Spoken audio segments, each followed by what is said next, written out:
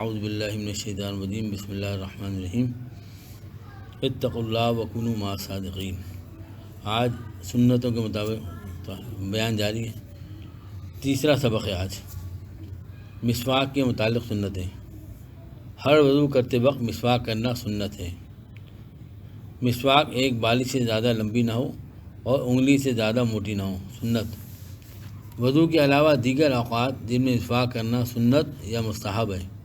قرآن مجید کی تلاوت کرنے کے لیے، حدیث شریف پڑھانے کے لیے، منہ میں بدبو ہو جانے کے وقت، علم دین پڑھنے یا پڑھانے کے وقت، ذکر الہی سے پہلے، خانہ کعبہ یا حتیم میں داخل ہونے کے وقت، اپنے گھر میں داخل ہونے کے بعد، کسی مسجد خیر میں جانے سے پہلے، بھوک پیاس لگنے کے وقت، موت کے آثار پیدا ہو جانے کے وقت، سحر کے وقت، کھانا کھانے سے قبل، سفر میں جانے سے پہلے، سفر سے آ جانے کے بعد، سونے سے پہلے، سو کر اٹھنے کے بعد، ہر مرتبہ 100 شہیدوں کا ثواب اور 50 صحابہ کے عمل کا ثواب۔ اب آپ وضو سے فارغ ہو گئے تو فجر کی نماز جماعت سے پڑھنے کے لیے مسجد کو چلیں۔ اس وقت مندرجہ ذیل سنتوں کا خیال رکھیے اور یہ پانچوں وقت میں خیال رکھنا ہوگا۔ سنت، ہر نماز کے لیے باوضو ہو کر گھر سے چلنا۔ سنت، گھر سے چلتے وقت نماز پڑھنے کی نیت سے چلنا، یعنی اصل اور مقدم نیت نماز پڑھنے کی ہی کرنی چاہیے۔ سنت، اذان سننے کے بعد نماز پڑھنے کے لیے اس طرح دنیاوی مشاغل کو ترک کر دینا کہ ان مشاغل سے سروکار ہی نہیں۔ سنت، تکبیر اولیٰ کے ساتھ نماز پڑھنا۔ اب آپ نماز پڑھنے کے لیے گھر سے باہر نکلیں تو ان سنتوں کا ضرور خیال رکھیے۔ گھر سے باہر آ جانے کے بعد کی سنتیں۔ سنت، گھر سے باہر آ کر یہ دعا پڑھتے ہوئے چلیں: بسم اللہ توکلت علی اللہ لا حول ولا قوت الا باللہ۔ سنت، نماز پڑھنے کے لیے چلیں تو باوقار ہو کر قدرے چھوٹے قدم رکھتے ہوئے چلیے، کیونکہ یہ نشان قدم لکھے جاتے ہیں اور ہر قدم پر ثواب ملتا ہے۔ سنت، مسجد میں داخل ہونے لگیں تو پہلے بایاں پاؤں جوتوں سے نکال کر بائیں جوتے پر رکھ لیں اور پھر دائیں پاؤں کو جوتے سے نکال کر اول دایاں پاؤں مسجد میں رکھیے۔ مسجد میں داخل ہونے لگیں تو پہلے بایاں پاؤں جوتے سے نکال کر بائیں جوتے پر رکھ لیں اور پھر دائیں پاؤں کو جوتے سے نکال کر اول دایاں پاؤں مسجد میں رکھیے۔ سنت، مسجد میں داخل ہوتے ہوئے یہ دعا پڑھیے: اللہم افتح لی ابواب رحمتک، اللہم اغفر لی ذنوبی والسلام علی رسول اللہ۔ سنت، مسجد میں داخل ہونے کے بعد یہ دعا پڑھیے: اعوذ باللہ العظیم وبوجہہ الکریم وسلطانہ القدیم من الشیطان الرجیم۔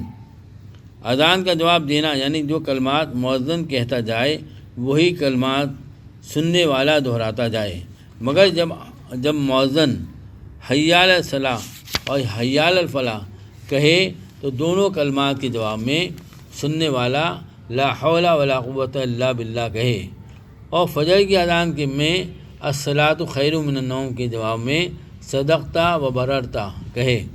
سنت، اذان ختم ہو جانے کے بعد درشی پڑھیں اور دعائے وسیلہ پڑھیں، اور اس کے پڑھنے والے کے لیے شفاعت حلال ہو جاتی ہے۔ دعائے وسیلہ یہ ہے: اللہم رب ہذہ الدعوۃ التامہ والصلاۃ القائمہ آت محمدا الوسیلۃ والفضیلۃ وابعثہ مقاما محمودا الذی وعدتہ۔ اذان اور تکبیر کے درمیان دعا کی مقبولیت کا وقت ہے۔ اذان اور تکبیر کے درمیان دعا کی مقبولیت کا وقت ہے۔ فجر کے وقت 2 رکعت سنتیں ہیں، ان کا ثواب دنیا اور مافیہ سے بھی زیادہ بہتر ہے۔ سنت، ہمیشہ جب تک ہو سکے اگلی صف میں جا کر بیٹھیں، امام کے بالکل پیچھے یا دائیں طرف، ورنہ بائیں طرف اگلی صف میں جگہ نہ ہو تو وہ اسی ترتیب سے دوسری یا تیسری صف میں بنا کر بیٹھیں۔ الغرض، جب تک کسی اگلی صف میں جگہ ملتی ہو تو پیچھے نہ بیٹھیں۔ فائدہ، یہ بیٹھنا اس لیے کہ تاکہ اگلی صف میں جماعت کے ساتھ نماز پڑھ سکیں، کیونکہ اس کا ثواب بہت زیادہ ہے۔ سنت، جب تک جماعت کے انتظار میں نمازی بیٹھے رہتے ہیں ان کو برابر نماز پڑھنے کا ثواب ملتا رہتا ہے۔ سنتوں اور فردوں کے درمیان کوئی ذکر کریں تو مزید ثواب کے مستحق ہوں گے۔ فجر کی سنتوں اور فردوں کے درمیان ایک تسبیح سبحان اللہ العظیم وبحمدہ اور ایک تسبیح سبحان اللہ والحمد للہ ولا الہ الا اللہ واللہ اکبر کی پڑھ لیں تو بہت ثواب ہوتا ہے۔ احادیث میں دیکھ لیں۔ مسئلہ: صبح تحجد سے لے کر طلوع آفتاب کے 15-20 منٹ بعد تک نفل نماز پڑھنا مکروہ تحریمی ہے، اس لیے اس وقت تحیۃ الوضو اور تحیۃ المسجد بھی نہ پڑھیں۔ البتہ قضا نماز اور سجدہ تلاوت اور نماز جنازہ پڑھنا جائز ہے۔ البتہ نفل اور یہ سب نمازیں طلوع آفتاب اور زوال اور غروب کے وقت منع ہیں، ان تینوں وقتوں میں سجدہ بھی نہ کریں۔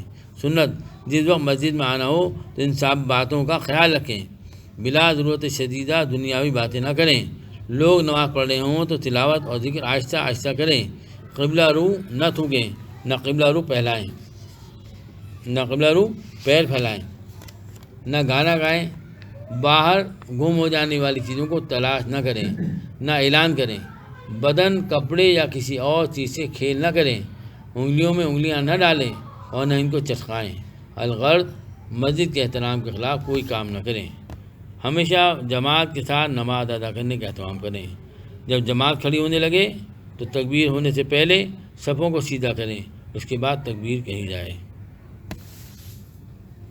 صفوں کو مل کر سیدھا رکھیں، مل کر کھڑے ہوں، درمیان میں خالی جگہ نہ چھوڑیں، کندھے اور ٹخنے ایک دوسرے کے مقابل نہ ہوں۔ ہر نماز کو اس طرح خشوع و خضوع سے ادا کریں گویا میری زندگی کی آخری نماز ہے۔